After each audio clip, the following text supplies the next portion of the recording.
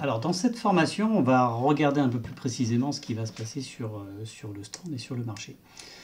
Le marché, comme je le dis souvent, c'est un endroit, on va dire, différent d'un magasin classique, dans le sens où il n'y a pas de porte, il n'y a pas de fenêtre. Vous êtes en contact direct avec les clients, avec les chalands. Dans un magasin, celui qui va rentrer a un besoin, a une envie.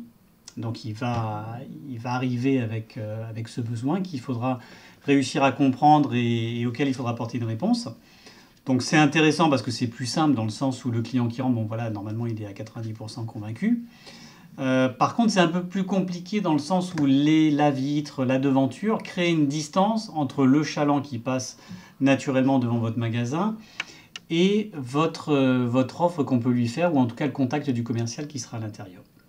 Donc l'avantage du marché, c'est qu'il permet d'avoir cette proximité avec les clients.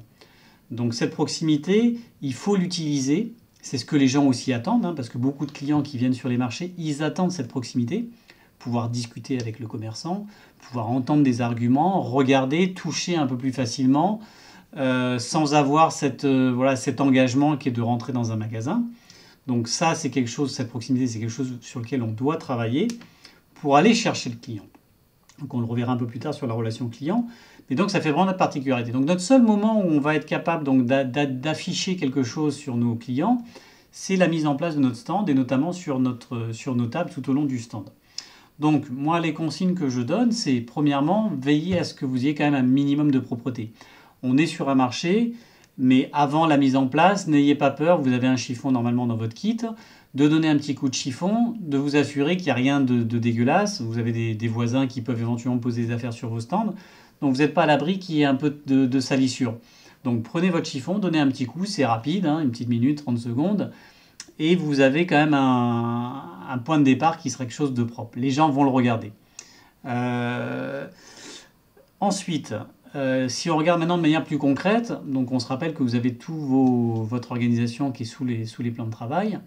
Donc mettez en place votre étalage en essayant de suivre deux règles d'or. La première règle d'or, c'est qu'on a besoin de masse, on a besoin de produits. Prenez toujours l'idée, c'est ce que me disaient les anciens qui sont sur les marchés, vous avez deux commerçants qui vendent la même chose.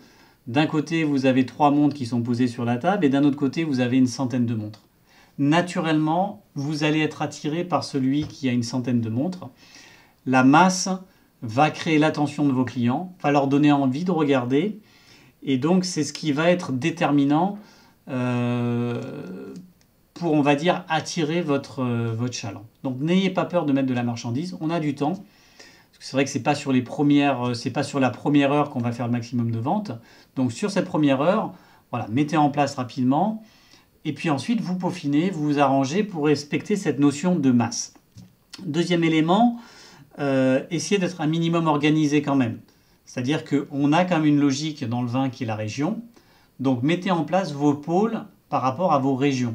Le Bordeaux, la Bourgogne, la vallée du Rhône, le Languedoc, la Loire éventuellement, le Champagne. Donc créez un peu ces espèces d'unités de 2 zones avec des petites coupures.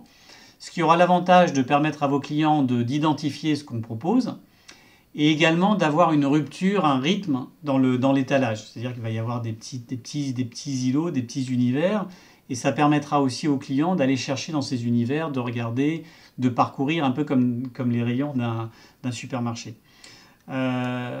Autre élément sur lequel on peut jouer, c'est cette notion de relief. Vous avez un premier niveau qui est accessible directement pour le client.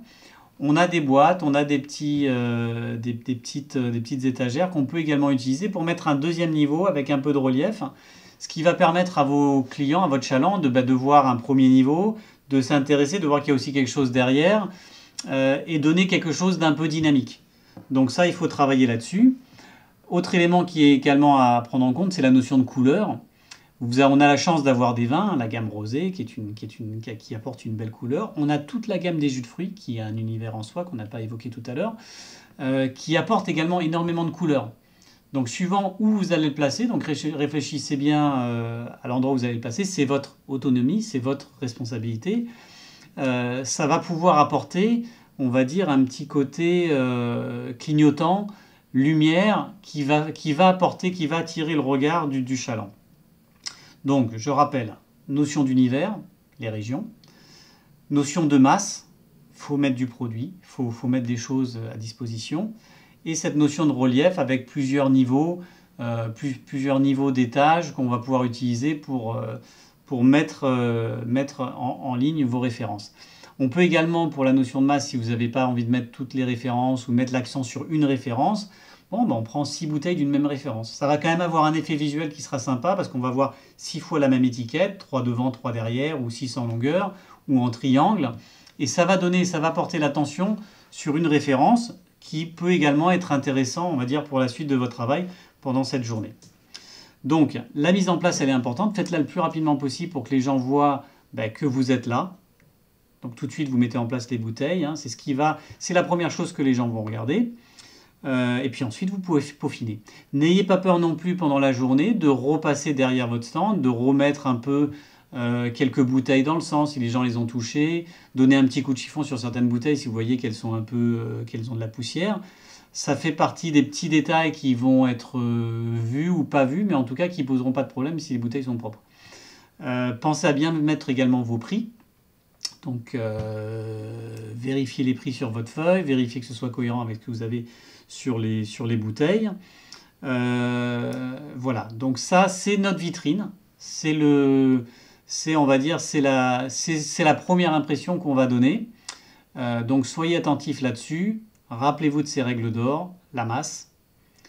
Donnez une notion d'univers par rapport aux régions. Pensez également à un pôle petit prix, hein, ça on a dû vous en parler dans la formation, un pôle jus de fruits, un pôle également sur des produits un peu plus prestige, et mettez de la dynamique. Donc ça, on vous enverra par la suite des photos pour vous donner un peu des illustrations, des idées de ce qu'on peut faire. Voilà, la vitrine est importante, on n'en a pas, donc la première étape c'est de faire un bel étalage. Voilà.